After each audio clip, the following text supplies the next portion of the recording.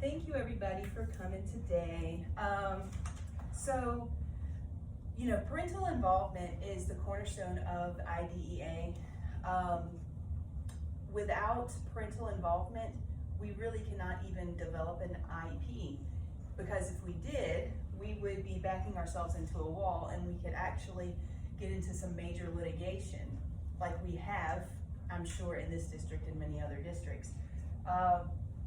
So parent-school collaboration is necessary, or like we said, we could end in mediation or litigation.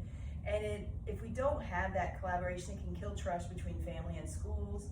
It depletes the litigation and mediation, depletes funds in a district for the families, and it increases stress on both ends.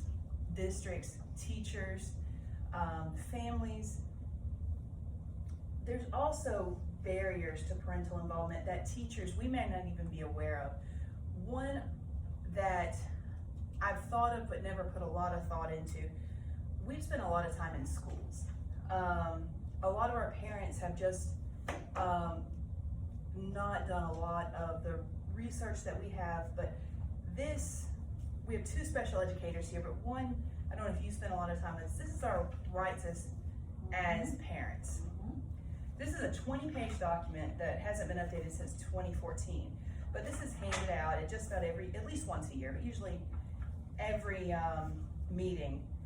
And 9 out of 10 times, unless you have a parent that just wants to be funny, this is just ignored.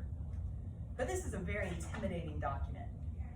And I found out when I was reading my journal articles, I read a conceptual model for parent involvement in secondary special education by Geronimo Monroe, and Improving Parental Involvement, Training Special Education Advocates by Megan Burke, and If You Feed Them, They Will Come by Molly Casper. That this document is written on a 16th grade level.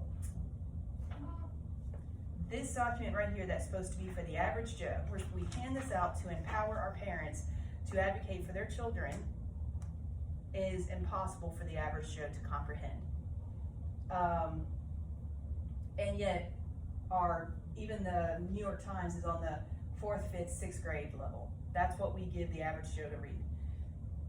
I find that very infuriating, that even though, this is supposed to be part of their procedural safeguards to protect their child, and it's impossible for them to comprehend this.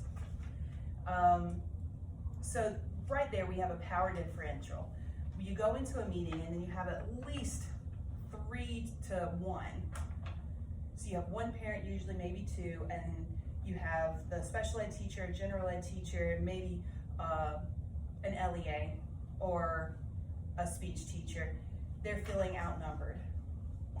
If you're feeling like your child is not getting what they want, what you feel like they need, you're feeling defensive, you're already feeling kind of outnumbered, and you don't know how to express that. Teachers use unfamiliar jargon, and a lot of times it's not explained. It's not done on purpose, but it's not fair. It's not a fair playing field for these parents. Meetings are scheduled during work hours. We assume, because this is our work hours, that parents can just make it during our, times that we are able to make meetings. I don't want to be here after hours because that's when they're available, but that's the truth. But when you have Mrs. Smith who can't take off any more time, who's had a sick child, or she's going to lose her job, it's not fair to her to say that she can only come during these hours. But IDEA assumes parents automatically know how to advocate for the child and understand how everything is supposed to flow and how to challenge if things aren't going right, because we give them these at the beginning of every meeting. So the article, If You Feed Them, They Will Come, I thought was really an interesting concept. And it's one that the little hippie in me would love to actually do. And Molly Casper, the author, she decided that, and it's not that we don't have parental involvement. By golly, we have parental involvement out the wazoo, but it's not necessarily the best parental involvement, and it's not, we don't have parental involvement from the side that we want the parental involvement. The lower SES, you know, we need more parental involvement. They're the side that is afraid or doesn't feel welcome at the school. But this author worked for a very rural school, and she felt like the parents were, like there was an adversarial role, and the parents never even talked to special ed teachers. She didn't even know if the parents knew that the special education teacher had any responsibility towards the grades. The only time that they talked to special ed teachers was during their ARD meetings, but it's ours annual review meetings. So she decided to hold monthly dinners. She did 8 monthly dinners. The first and the last dinner were just dinners, but then the ones in the middle, she threw in little activities that she thought the families might find interesting, like how to interpret your progress reports. Or I would say how to interpret your rights, maybe a section or 2 at a time. That's scary for educators, isn't it?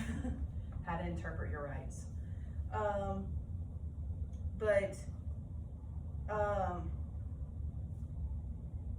I just think, but the first ones she did, the special ed department catered everything. The school was responsible for all the meals. After that, they were responsible for the main course, and then the parents signed up for the sides. She had people signing in, so she kept record of who attended.